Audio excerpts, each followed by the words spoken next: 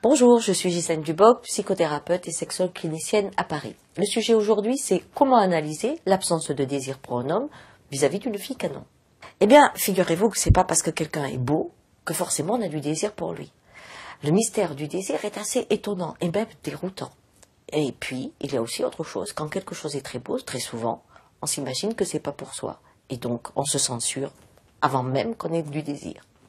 Elle est trop belle, elle est trop bien, et moi je ne vais pas avec. Cela veut dire quoi? Cela veut dire que quelque part, vous imaginez un autre homme à ses côtés qui serait capable de la satisfaire. Et en fait, vous les garçons, vous êtes en face à face avec cet homme que vous avez imaginé. Et dans ce face à face, vous avez décidé que vous n'étiez pas bon. Ceci est dans le premier cas de figure, une autocensure inconsciente qui vous évite de vivre la frustration ou la jalousie vis-à-vis de ce personnage que vous avez créé.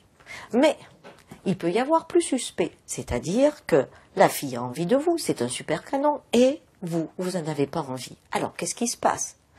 Il peut y avoir peur de ne pas la satisfaire, et à ce moment-là, on se retrouve dans un schéma d'autocensure, même si elle a manifesté du désir. C'est-à-dire que vous avez l'impression d'être devant l'Everest, et à partir de là, ça vous coupe tous les effets. Mais pour éviter ce face-à-face avec votre peur, vous n'avez pas de désir. Maintenant plus sournois, mais en fait beaucoup plus près de notre humanité.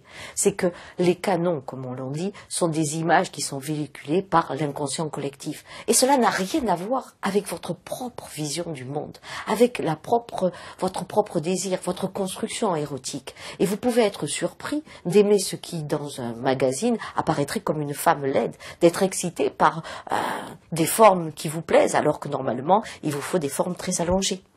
En fait, cette absence de désir, c'est tout simplement la rencontre avec votre propre désir qui est différent de celui des magazines ou de celui qu'on veut vous imposer.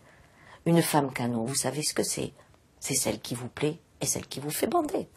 Maintenant, il y a une dernière catégorie, ceux qui sont des grands coureurs et qui, arrivés 50, 60 ans, n'ont plus d'appétit pour des femmes canons. Ça veut dire quoi? Ça veut dire que quand arrive la dernière partie de la vie, on a envie d'une relation.